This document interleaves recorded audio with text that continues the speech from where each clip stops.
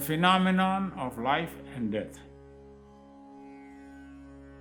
A journey has a beginning and a journey has an end.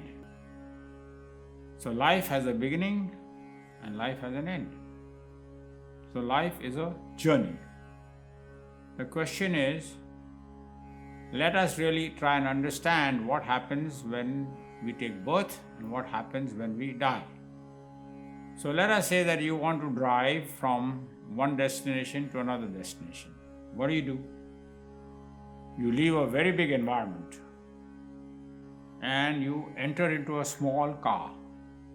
No matter how big the car is, it is still a lot smaller than the environment from which you entered into the car.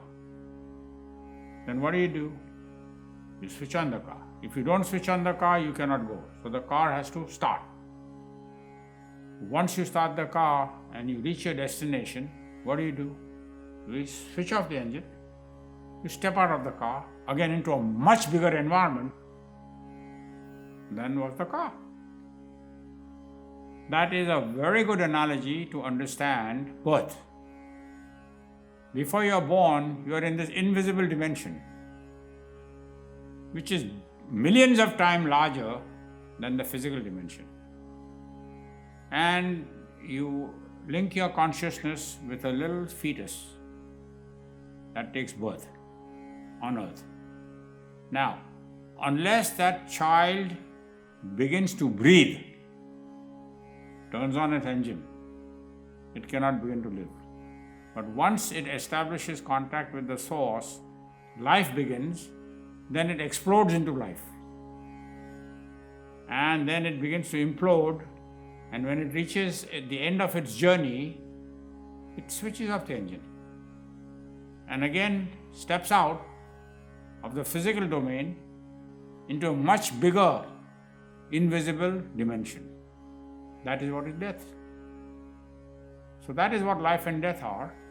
And actually, I would say you should feel sorry when somebody is born and be very happy when they die. Because at birth, you are living a much bigger environment and cramming yourself into this little body. And when you die, all of your troubles are over.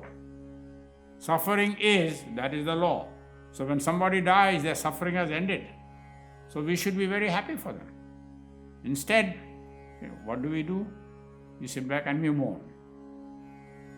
So when you understand this phenomenon of life and death in this manner, then you can appreciate death a lot better. And death is nothing to be afraid of. In fact, death is something that you can look forward to.